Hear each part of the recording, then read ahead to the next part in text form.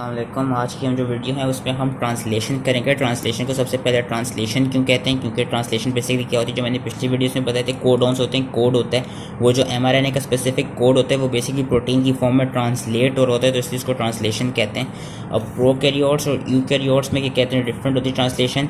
अब इस वीडियो में मैं क्या करूँगा, सिर्फ प्रोकैरियोट की ट्रांसलेशन बताऊँगा, दैन नेक्स्ट वीडियो में मैं यूकैरियोट की ट्रांसलेशन बताऊँगा। ये मैं इसलिए बता रहा हूँ क्योंकि जो लिपिन कॉट है इसमें सिर्फ आपकी प्रोकैरियोटिक ट्रांसलेशन दिखाई हुई है और प्रोकैरियोटिक ट्रांसलेशन में जो जो चीज़ें हो रही होती हैं वो बताई हुई हैं, और उसके साथ साथ इन टेक्स्ट में कुछ चीज़ें, कुछ डिफरेंसेस बताए हुए यूकैरियोट्स से अलग के नहीं बताए हुए। वेरस जो आपकी सत्या है, सत्या में सिर्फ यूकैरियोट्स का बताया हुआ है और प्रोकैरियोट्स का नहीं बताया हुआ। तो इसलिए मैं क्योंकि अभी हम जब आगे देखेंगे तो आप लोग देखेंगे इसमें इतने सारे फैक्टर्स होते हैं, थोड़ा कंफ्यूजिंग सा हो सकता है, इसलिए मैं सिर्फ इस वीडियो में प्रोकैरियोट्स ही कराऊंगा। नेक्स्ट वीडियो में मैं इंशाल्लाह यूकैरियोट्स ही करवाऊंगा, जो कि मैं शायद थ्रू सत्या भी कराऊँ थोड़ी सी। तो होता क्या है कि आपकी ट्रांसलेशन में, तो हम पहले बात करें प्रोकैरियोट्स की। जो प्रोकैरियोटिक mRNA होती है वो होती है पॉलीसिस्ट्रॉनिक, वेरस जो यूकैरियोट्स होती है वो मोनोसिस्ट्रॉनिक। इसका क्या मतलब है, सिस्ट्रॉन बेसिकली जीन को कहते हैं जो mRNA है। अब जो प्रोकैरियोट्स की mRNA होगी उसके पास काफ़ी सारी जीन्स होंगी डिफरेंट प्रोटीन्स के लिए, मतलब उसकी हर डिफरेंट जीन पे क्या कहते हैं, हर डिफरेंट जीन पे डिफरेंट तरह की ट्रांसलेशन हो रही होगी। जिस तरह ऐसा हो सकता है कि यूकैरियोट्स की जो जीन्स होती हैं वो मोनोसिस्ट्रॉनिक होती हैं, यानी अगर इंसुलिन को प्रोड्यूस करना है थ्रू ट्रांसलेशन तो इंसुलिन की ही सिर्फ जीन होगी mRNA में। वेरस प्रोकैरियोट्स में क्या होगा कि एक ही mRNA स्ट्रैंड के अंदर इंसुलिन की, ग्लूकागॉन की, किसी और एंजाइम्स की और प्रोटीन्स की जीन्स हो सकती है, और उन अलग अलग जहाँ जेनेटिक कोड्स होंगे उन अलग अलग जगहों पर ट्रांसलेशन होगी। तो इसकी जो प्रोकैरियोट्स की वो होती है mRNA, दैट इज पॉलीसिस्ट्रॉनिक। अब हम ट्रांसलेशन की बात शुरू करते हैं। ट्रांसलेशन के लिए सबसे पहले कौन से क्या कहते हैं प्रीरिक्विजिट्स, कौन से इंग्रेडिएंट्स आप कह सकते हैं चाहिए होते हैं। तो ट्रांसलेशन के लिए आपको चाहिए होते हैं एक तो मेन अमाइनो एसिड्स जो कि आपके साइटोसोल में होते हैं, फिर आपका ट्रांसफर आरएनए, टीआरएनए, ये हम देखिए अमाइनो एसिड्स टीआरएनए के थ्रू ही अटैच हो के आते हैं। आपका एक एंजाइम चाहिए होता है, ये हम अभी देखेंगे, ये एक्टिवेशन ऑफ अमाइनो एसिड्स कराता है। एमआरएनए मेन ये चीज़ चाहिए होती है क्योंकि ये क्या कहते हैं आपका क्या कहते हैं इसके पास कोडॉन्स हैं। राइबोसोम्स चाहिए होते हैं, दोनों प्रोकैरियोटिक यूकैरियोटिक, और दोनों राइबोसोम्स में ये कहते हैं स्मॉलर और लार्जर सब यूनिट होता है। जो प्रोकैरियोट का राइबोसोम है उसको हम 70S कहते हैं, उसका छोटा वाला सब यूनिट 30S होता है और उस 30S के अंदर 16S वाली आरएनए होती है। वेरस जो प्रोकैरियोट्स का लार्जर सब यूनिट होता है वो 50S होता है और उस 50S के अंदर 5S और 23S वाला आरएनए होता है। जो छोटा सब यूनिट होगा उस पर mRNA आके अटैच होगी, और जो बड़ा सब यूनिट होगा वहाँ पे मेन प्रोटीन बन रही होगी, मेन पेप्टाइड बन रहा होगा और मेन पार्ट होगा टीआरएनए का।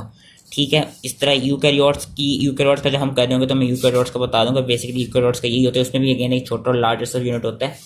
तो है प्रोकैरियोट्स का छोटा सब यूनिट 30S है जिसमें ये है, लार्जर सब यूनिट 50S है जिसमें ये दो क्या कहते हैं आरएनएज हैं। सबसे पहला जो स्टेप होता है, और साथ में ये क्या कहते हैं लोकेशन की होती है ट्रांसलेशन की। इंग्रेडिएंट्स में एक और चीज़ होती है वो प्रोटीन फैक्टर्स होते हैं और कुछ एनर्जी सोर्सेज होती है जो हम अभी आगे देखेंगे। लोकेशन क्या होती है, लोकेशन जो अब बेसिकली अगर कोई आपने इंट्रासेलुलर प्रोटीन बनानी है तो उसकी लोकेशन साइटोसोल के राइबोसोम्स में होगी, लेकिन अगर आपने कोई ऐसी प्रोटीन बनानी जिसको आपने फिर बाहर भेजना सेल के थ्रू, बाहर किसी और सेल्स में किसी और जगह पे सिक्रीट कराना है, तो उनकी जो कहते हैं जो होती है प्रोटीन्स की जो सिंथेसिस होती है वो होती है RER एसोसिएटेड। जो RER पे एंडोप्लाज्मिक रेटिकुलम पे जो राइबोसोम्स लगे होते हैं उन पे ये कहते हैं प्रोटीन सिंथेसिस होती है। पहला स्टेप क्या होता है ट्रांसलेशन का, हम पहला स्टेप की बात करें क्योंकि इनिशिएशन से पहले आपको अमाइनो एसिड्स क्या कहते हैं इसकी एक्टिवेशन करानी होगी, जो अमाइनो एसिड्स आपके साइटोसोल में होंगे। तो होगा क्या, एक एंजाइम होता है जिसका नाम होता है अमाइनो एसिड टीआरएनए सिंथेसिस। ये बेसिकली 2 स्टेप रिएक्शन कराता है। ये कराता है कि सबसे पहले एटीपी को यूज़ करके कोई भी अमाइनो एसिड जो आपका साइटोसोल में है उस अमाइनो एसिड को वो जिन्होंने एंजाइम लिखा हुआ है ई अपने साथ अटैच करेगा, एएमपी के साथ अटैच करेगा। बेसिकली ये एंजाइम क्या कहते हैं एटीपी को यूटिलाइज करके पायरोफॉस्फेटेज बनाएगा, पायरोफॉस्फेट बना देगा और एटीपी को एएमपी में कन्वर्ट करेगा। और सबसे पहले स्टेप में क्या करेगा, क्योंकि इसने 2 स्टेप रिएक्शन कराने हैं, पहले स्टेप में होगा कि एंजाइम एएमपी के साथ बाइंडेड होगा और अमाइनो एसिड के साथ बाइंडेड होगा जिसको इसने एक्टिवेट कराना है, क्या कहते हैं एक्टिवेट कराना है। और फिर दूसरे स्टेप में क्या होगा कि इस अमाइनो एसिड को टीआरएनए के जो सीसीए जो इसकी क्या कहते हैं पोस्ट ट्रांसक्रिप्शनल मॉडिफिकेशन जो हमने टीआरएनए की पढ़ी थी कि सीसीए बॉन्ड लगता है जहाँ पे अमाइनो एसिड्स अटैच होते हैं, तो सीसीए वाले एडेनिन की जो 3 हाइड्रोक्सिल ग्रुप होगी वहाँ पे बेसिकली ये कहते हैं ये इसको जो 3 एंड होगा एडेनिन का, वहाँ पे जो भी अमाइनो एसिड है उस अमाइनो एसिड को वहाँ पे जाके अटैच करेगा और खुद वो एंजाइम भी और एएमपी भी रिलीज हो जाएंगे। पहले स्टेप में ये हुआ कि एंजाइम ने जो अमाइनो एसिड टीआरएनए सिंथेसिस है, उसने एंजाइम के साथ एएमपी अमाइनो एसिड दोनों बाइंडेड थे। दूसरे स्टेप में क्या हुआ, अमाइनो एसिड को इसने टीआरएनए के इस सीसीए वाले ए के साथ बाइंड कर दिया, ए के 3 एंड और खुद एंजाइम भी एएमपी भी निकल गया और वो जो टीआरएनए की फॉर्म बन गई उसको हम कहते हैं अमाइनो एसिड टीआरएनए। अब हम पढ़ते हैं इनिशिएशन कैसे होती है क्या कहते हैं इसमें आपके प्रोकैरियोट्स में क्या होता है कि स्मॉलर सब यूनिट जो है मैंने कहा था वहाँ पे लगेगा एमआरएनए। अब स्मॉलर सब यूनिट में एक और जो आरएनए होती है राइबोसोमल आरएनए वो होती है 16S वाली। होता है कि स्मॉलर सब यूनिट पे एमआरएनए लगना होता है और एमआरएनए लगता कैसे है, उसमें भी एक सीक्वेंस होता है जिसका नाम होता है शाइन-डेल्गान्रो सीक्वेंस। बेसिकली ये क्या होता है, AUG आपने याद रखना है, मैंने लास्ट वीडियो में कोडोन्स वीडियो में बताया था। AUG जो होता है ये मैथ्योनीन का कोडोन है और यही मेन इनिशिएटिंग कोडोन है। यहाँ से ही आपकी ट्रांसलेशन में स्टार्ट होना, यही इनिशिएटिंग क्या कहते हैं कोडोन है ट्रांसलेशन के लिए। तो होगा क्या, इससे पहले कुछ सीक्वेंस होता है जिसका नाम होता है शाइन-डेल्गानो सीक्वेंस, जो कोई अराउंड 10 to 15 न्यूक्लियोटाइड्स पीछे होता है इस शाइन-डेल्गानो सीक्वेंस AUG से। जिस तरह हमने क्या कहते हैं ट्रांसक्रिप्शन में भी पढ़ा था कि कहते हैं वो जो -35 सीक्वेंस था और जो एक प्रिब्नो बॉक्स था वो इनिशिएटिंग जो ट्रांसक्रिप्शन साइट थी उससे पीछे था। इसी तरह AUG में भी क्या होगा, ट्रांसलेशन में भी क्या होगा कि जो AUG है जो मेन इनिशिएटिंग वो है कोडोन है, उससे पहले एक सीक्वेंस होगा। उस सीक्वेंस को क्या कहते हैं कंफर्म करना होगा क्योंकि एमआरएनए ने राइबोसोम के स्मॉलर सब यूनिट पे लगना है। वो लगना कैसे, इस सीक्वेंस के थ्रू ही। जो स्मॉलर सब यूनिट है राइबोसोम का उसके पास 16S जो आरएनए है, उस 16S आरएनए के पास कॉम्प्लीमेंट्री बेस पेयर्स होते हैं शाइन-डेल्गार्नो सीक्वेंस के। तो जैसे ही वो जो स्मॉलर सब यूनिट होगा उसका जो 16S आरएनए होगी, जैसे ही वो शाइन-डेल्गार्नो सीक्वेंस को आइडेंटिफाई कर लेगी तो इजीली एमआरएनए जो है वो स्मॉलर सब यूनिट पे लग जाएगा। क्या कहते हैं राइबोसोम के स्मॉलर सब यूनिट पे इजीली एमआरएनए लग जाएगा। और यही चीज़ इन्होंने दिखाई हुई है कि ई कोलाई में हम क्योंकि प्रोकैरियोट्स की पढ़ें, ई कोलाई में क्या होगा, एक सीक्वेंस होगा जिसका नाम है शाइन-डेल्गार्नो सीक्वेंस, जो कि अराउंड 6 मैंने 15 का था, it's not 15, it's 6 to 10 basis upstream, यानी लेफ्ट पे अपस्ट्रीम होगा of the initiating AUG codon on the mRNA molecule. और होगा क्या, जो 16S कंपोनेंट है 30S सब यूनिट का, उसके पास कॉम्प्लीमेंट्री बेस पेयर्स होते हैं, वो उसके साथ आके अटैच लग जाता है और फिर इसकी वजह से क्या होता है इजीली एमआरएनए जो है वो क्या कहते हैं राइबोसोम के साथ बाइंड कर जाती है। आगे क्या होता है, अब जो ये इनिशिएटिंग कोडोन है यहाँ पे आपके क्या कहते हैं एक्टिवेटेड मैथ्योनीन ने आना होगा, एक्टिवेटेड मैथ्योनीन ने टीआरएनए के साथ आना होगा और इस पर आके बाइंड करना होगा। तो वो बाइंड कैसे करेगी, जो इनिशिएटेड टीआरएनए मॉलिक्यूल होगा जो मैथ्योनीन को ला रहा होगा वो यहाँ तक आएगा कैसे, कुछ फैक्टर्स के थ्रू। कौन सा फैक्टर होगा, इनिशिएटिंग फैक्टर 2 होगा, इनिशिएटिंग फैक्टर 2 GTP, जो इनिशिएटिंग फैक्टर 2 GTP जो प्रोकैरियोट्स में होता है वो कराता क्या है, वो इस टीआरएनए को इनिशिएटिंग टीआरएनए को अपनी AUG वाली साइट तक लेकर आएगा। और ये इसका एक टेबल भी हमने याद रखना है, ये हमने प्रोकैरियोट्स के फैक्टर्स बताए हुए और ई से यूकैरियोट्स के, यहाँ पे हम अभी प्रोकैरियोट्स की बाइंड करें। तो जो चार्ज इनिशिएटिंग टीआरएनए है उसको ला कौन रहा है, उसको इनिशिएटिंग फैक्टर 2 ला रहा है। किस साइड पे ला रहा है, P साइड पे ला रहा है। अभी हम आगे देखेंगे जो राइबोसोम्स होते हैं उनमें 3 साइड्स होती हैं, A साइड, P साइड और E साइड। P वाली मिडल वाली होती है, जो P साइड है जो कि कहते हैं जो कि P साइड है जहाँ पे अभी ये आया है वहाँ जिधर ये टीआरएनए आके लगा है। तो बेसिकली यस, इस P साइड पे कौन सा फैक्टर ला रहा है, इनिशिएटिंग फैक्टर 2 GTP क्या कहते हैं, इस टीआरएनए को इनिशिएटेड टीआरएनए को यहाँ पे लेकर आ रहे हैं P साइड पे। और साथ साथ में इस मैथ्योनीन प्रोकैरियोट्स में क्या होता है कि ये जो मैथ्योनीन होती है जो RE होती है ये फॉर्माइलेटेड होती है। ये फॉर्माइलेटेड कैसे होती है, क्योंकि इसमें हम देखने में कि ये मैथ्योनीन है, इसके साथ क्या कहते हैं ये एन फॉर्माइल ग्रुप लगी है। एन फॉर्माइल ग्रुप क्या कहते हैं देता कौन है, N10 फॉर्माइल टेट्राहाइड्रोफोलेट जो कि as a single carbon donor use होता है, वो अपनी फॉर्माइल ग्रुप देता है और यहाँ पे एंजाइम ट्रांसफॉर्माइलेज यूज होता है। और यही क्या कहते हैं फॉर्माइलेटेड मैथ्योनीन वाला जो इनिशिएटेड टीआरएनए है वो सबसे पहले आके राइबोसोम की P सब यूनिट पे लगता है, P क्या कहते हैं साइट पे लगता है। यही चीज़ इन्होंने इस पैराग्राफ में समझाई है कि जो बैक्टीरिया और माइटोकॉन्ड्रिया हैं हम प्रोकैरियोट्स पढ़ें वहाँ पे जो इनिशिएटेड टीआरएनए जो है वो एन फॉर्माइलेटेड मैथ्योनीन कैरी करता है और वो अटैच कैसे होती है कि जो फॉर्माइल ग्रुप है वो ऐड कैसे होती है बाय द एंजाइम ट्रांसफॉर्माइलेज जो कि N10 फॉर्माइल टेट्राहाइड्रोफोलेट को यूज़ करता है कार्बन डोनर।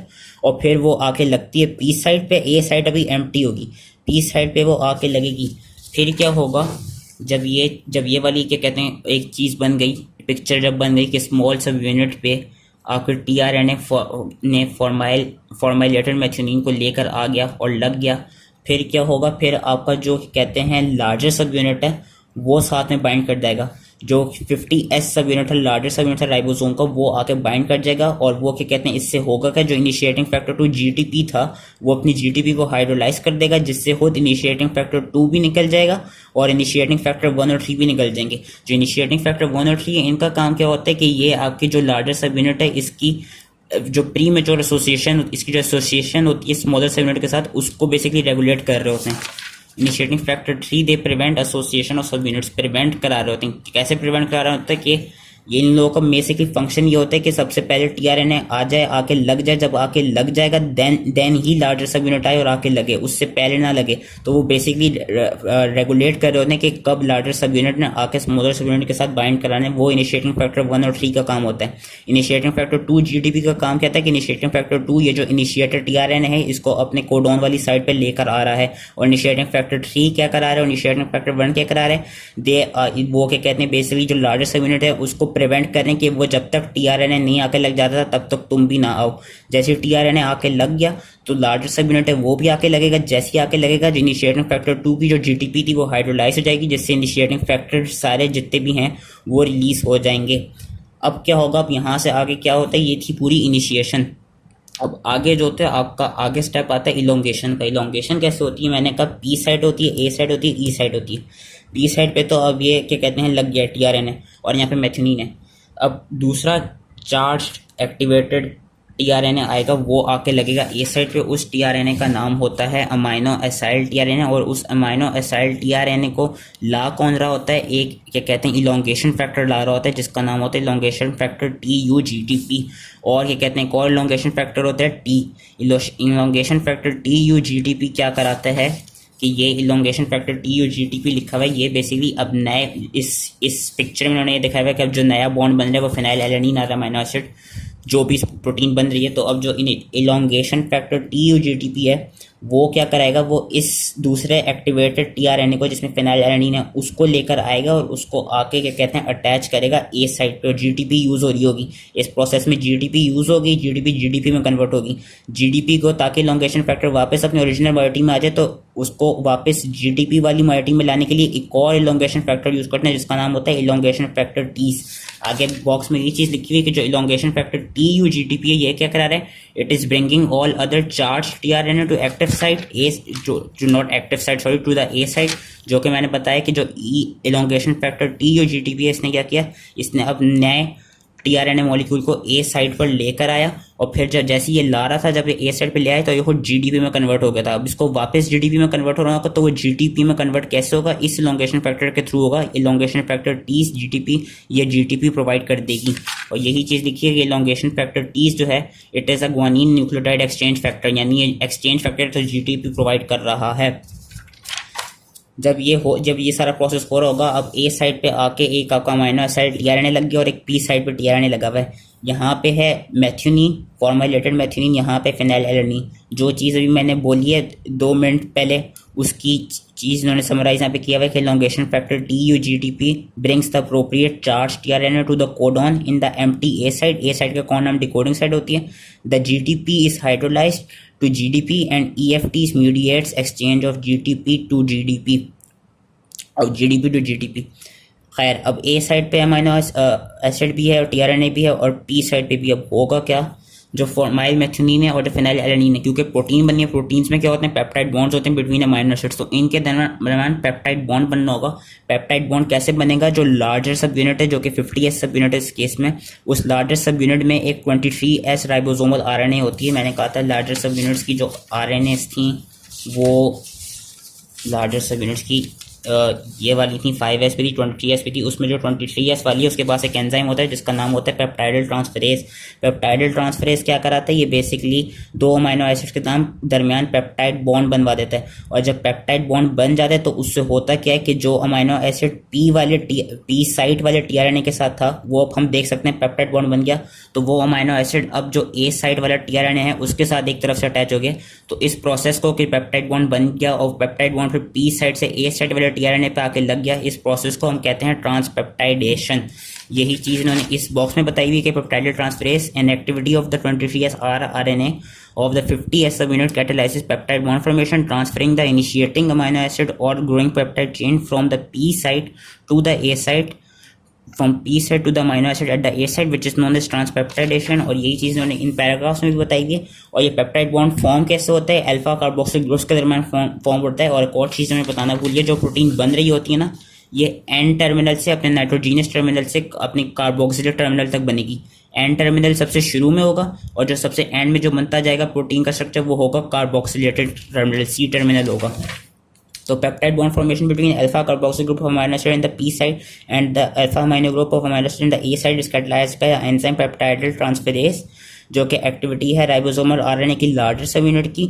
और जैसे ही पेप्टाइड बॉन्ड फॉर्म हो जाता है, जो पी साइड वाला अमीनो एसिड था वो ट्रांसफर हो गया ए साइड पे, और इस प्रोसेस का नाम क्या है, ट्रांसपेप्टाइडेशन। ट्रांसपेप्टाइडेशन होने के बाद इलोंगेशन वो इलोंगेशन नहीं हो रही है, अब क्या होगा, अब एक और प्रोसेस होगा जिसका नाम होगा ट्रांसलोकेशन। अब ये राइबोसोम जो है ये आगे को मूव करेगा, जब ये आगे को मूव करेगा तो जो क्या कहते हैं पी साइड वाला टीआरएनए था वो अपनी ई साइड पे आ जाएगा। ई साइड होती है एग्जिट साइड, और ई साइड के थ्रू वो फिर लीव कर देगा। जिन्होंने दिखाई है कि अब जो पी साइड वाला था टीआरएनए वो अब आहिस्ता आहिस्ता चला गया ई साइड पे और यहाँ से एग्जिट कर देगा। और क्या कहते हैं जो ए साइड वाला था वो अब आ जाएगा पी साइड वाले पे, और राइबोसोम आगे चलेगा। और राइबोसोम जो है 3 न्यूक्लियोटाइड्स आगे चलेगा, क्योंकि 3 ही जो न्यूक्लियोटाइड्स 3 ही कोड्स होते हैं। मैंने लास्ट वीडियो में बताया था 3 कोडॉन्स होते हैं जो एक अमीनो एसिड को कोड कर रहे होते हैं। तब वो आगे 3 न्यूक्लियोटाइड्स आगे मूव करेगा, और ये जो 3 न्यूक्लियोटाइड्स आगे मूव कर रहा होता है इस प्रोसेस को हम कहते हैं ट्रांसलोकेशन। जो भी राइबोसोम है विच एडवांसेस 3 न्यूक्लियोटाइड्स, जो ये प्रोसेस होता है इस प्रोसेस को कहते हैं ट्रांसलोकेशन के। 3 न्यूक्लियोटाइड्स आगे जा रहा है, और ये 3 न्यूक्लियोटाइड्स आगे किस इलोंगेशन फैक्टर के थ्रू जा रहा होता है, एक और इलोंगेशन फैक्टर होता है जिसका नाम होता है इलोंगेशन फैक्टर जीटीपी। यही इलोंगेशन फैक्टर ट्रांसलोकेशन करा रहा होता है। जो इलोंगेशन फैक्टर था टीयूजीटीपी वो कह रहा था दूसरे टीआरएनए को ला रहा था ए साइड पे। जो इलोंगेशन फैक्टर था टी वो उसमें जो जीटीपी लग रही थी यूज हो रही थी उसको क्या कहते हैं रेगुलेट कर रहा था, और जो इलोंगेशन फैक्टर जीटीपी है ये ट्रांसलोकेशन करा रहा है, राइबोसोम की आगे मूवमेंट करा रहा है। तो अब जो ये टीआरएनए थी क्या कहते हैं, जो ये असूलन जो ये वाली थी ये जैसी मूव हुई ये आ गई क्या कहते हैं इधर को। ये वाला टीआरएनए जो फिनाइल एलेनिन वाला है ये अब आ गया पी साइड पे। जो पी साइड पर ऑलरेडी लगा हुआ था, जो मेथियोनिन लेकर आया था जो इनिशिएटर था वो आया ई साइड पे, वो एग्जिट कर गया, लीव कर गया। अब ए साइड पे नया आएगा, ए साइड पे नया क्या कहते हैं लाएगा, जिस तरह उन्होंने दिखाया हुआ है लाइजीन का आया, फिर उन्होंने दिखाया हुआ है आर्जिनिन का आया। इन्होंने लाइजीन वाली चीज़ दिखाई नहीं, लाइजीन को बेसिकली एएजी वाला कर रहा होगा। फिर उन्होंने आगे सीजीजी वाली चीज़ दिखा दी, सीजीजी आर्जिनिन कर रहा होगा। तो आर्जिनिन के लिए भी नया टीआरएनए आया होगा, उस नया टीआरएनए को एक फैक्टर वही इलोंगेशन फैक्टर टीयू क्या कहते हैं उस लाया होगा ए साइड पे। उनके दरमियान अगेन जो मैंने पूरा प्रोसेस बताया वही प्रोसेस B2 होगा। फिर फिनाइल एलेनिन और लाइजीन के दरमियान और आर्जिनिन के दरमियान इस तरह पेप्टाइड बॉन्ड्स बने होंगे, पेप्टाइड ट्रांसफरेज यूज हुआ होगा, ये इलोंगेशन फैक्टर्स यूज होंगे, इस तरह ट्रांसलोकेशन हुई होगी और इस तरह होती जाएगी। जितनी भी आपकी रिक्वायरमेंट है, यहाँ पे इन्होंने 4 अमीनो एसिड्स की रिक्वायरमेंट दिखाई है, तो इस तरह इलोंगेशन होती जाएगी जब तक आपका टर्मिनेटिंग कोडॉन नहीं आ जाता, स्टॉप कोडॉन नहीं आ जाता। टर्मिनेटिंग कोडॉन 3 होते हैं, UAA, UAG और UGA। यहाँ पे इन्होंने दिखाया जैसी टर्मिनेशन कोडॉन आ जाएगा, जिस तरह इस केस में UAA है, तो 2 फिर एक और क्या कहते हैं फैक्टर्स आएंगे जो कि आपके टर्मिनेशन के कहते हैं फैक्टर्स होते हैं, जिनका क्या कहते हैं नाम होता है RF1 और RF2। RF1 और RF2 के कहते हैं रिकॉग्नाइज करते हैं स्टॉप कोडॉन्स को। जो RF1 होता है वो UAA और UAG वाले स्टॉप कोडॉन को रिकॉग्नाइज करेगा, और जो RF2 होता है वो UGA और UAA वाले को करेगा। तो एक तरफ से देख सकते हैं अगर UAA होगा स्टॉप कोडॉन तो दोनों RF1 और RF2 यूज हो रहे होंगे। यहाँ पे इस एग्जांपल में उन्होंने UAA दिखाया हुआ है, तो यहाँ पे दोनों RF1 और RF2 आएंगे, वो इसको रिकॉग्नाइज करेंगे। जैसे ही वो इसको रिकॉग्नाइज करेंगे तो फिर होगा क्या कि क्या कहते हैं the binding of the release factor results in hydrolysis of bond linking peptide at the causing the important to be release. जैसे ये क्या कहते हैं फैक्टर्स आए RF1 और RF2 इन्होंने क्या कहते हैं रिकॉग्नाइज कर लिया कि स्टॉप कोडॉन आ गया। अब यहाँ पे हाइड्रोलिसिस होगी। हाइड्रोलिसिस कैसे होगी कि ये जो पेप्टाइड बॉन्ड बना है ये बेसिकली एक और फैक्टर आएगा जिसका नाम होगा RF3। RF3 क्या कराएगा, जीटीपी को पास जीटीपी होगी, वो हाइड्रोलिसिस करा के क्या कराएगा कि टर्मिनेशन करा देगा। टर्मिनेशन कैसे होगी कि ये जो पूरा प्रोटीन का स्ट्रक्चर बना है ये रिलीज हो जाएगा कंप्लीटेड पेप्टाइड की फॉर्म में, और ये साथ में बाकी जो फैक्टर्स हैं 1 और 2 उनको भी रिलीज करा देगा। A termination codon is recognized by release factor which results in release of the newly synthesized protein. ये रिलीज हो जाएगी नई सिंथेसाइज प्रोटीन जैसी RF1 और RF2 ने क्या कहते हैं रिकॉग्नाइज कर लिया कि टर्मिनेशन कोडॉन आ गया। फिर क्या होगा कि जो जीटीपी होगी RF3 की वो क्या कहते हैं हाइड्रोलाइज होगी और वो इन दो फैक्टर्स को निकाल देगी जो 1 और 2 थे, और इस तरह पूरी जो प्रोटीन सिंथेसिस है वो हो जाएगी। यही चीज़ मैंने समझाई हुई है कि the binding of this release factor results in hydrolysis of the bond linking the peptide of TNF to the P site causing the nascent protein to be release from the ribosome. मैंने I think कहा था कि RF3 जो है वो hydrolysis कराएगा, सो मैंने गलत बोल दिया, RF3 नहीं कराएगा। RF1 और RF2 जैसी उसको कहते हैं देख लेंगे, जैसी वो रिकॉग्नाइज कर लेंगे स्टॉप कोडों को, तो वो बेसिकली RF1 और RF2 ही रिलीज कराएंगे कंप्लीटेड प्रोटीन स्ट्रक्चर की। फिर RF3 आएगा और RF3 का काम क्या होगा कि वो भी हाइड्रोलाइज होकर जो RF1 और RF2 थे उनको निकाल देगा। ये सॉरी मैंने गलत बोल दिया था। होगा क्या, RF1 और RF2 आए, इन्होंने टर्मिनेशन कोडों को देखा, जैसे इन्होंने देख लिया कि टर्मिनेट हो गई है, वो RF1 और 2 इसकी प्रोटीन के स्ट्रक्चर को रिमूव करेंगे। फिर वो RF1 और RF2 खुद कैसे निकलेंगे, वो RF3 की हाइड्रोलिसिस से निकलेंगे। ये चीज़ होगी और इस तरह आपकी जो पूरी प्रोटीन है वो सिंथेसाइज हो जाएगी। तो that was your protein synthesis, your translation in क्या कहते हैं प्रोकैरियोट्स। आई होप ये ईजिली समझ में आ गई हो। अब आई नो ये थोड़ी कॉम्प्लिकेटेड इसलिए क्योंकि इसमें फैक्टर्स के नाम आपको थोड़े याद रखने होंगे, तो इसके लिए ये टेबल याद कर लें तो बेहतर है। अब यूकैरियोट्स की मैंने इसलिए आई होप समझ में आ गई इस वीडियो में नहीं बताई, क्योंकि अगर मैं साथ में बताता तो वो बहुत ही कॉम्प्लिकेटेड बन जाता है। मैं नेक्स्ट वीडियो में यूकैरियोट्स की बताऊंगा। यूकैरियोट्स में भी ऑलमोस्ट इसी तरह ही हो रही होगी, बस उसमें जो फैक्टर्स हैं उनका नाम डिफरेंट होगा, तो वो हम अभी यूकैरियोट्स की नेक्स्ट वीडियो में कर लेते हैं। So that was a protein synthesis in prokaryotes. Thank you.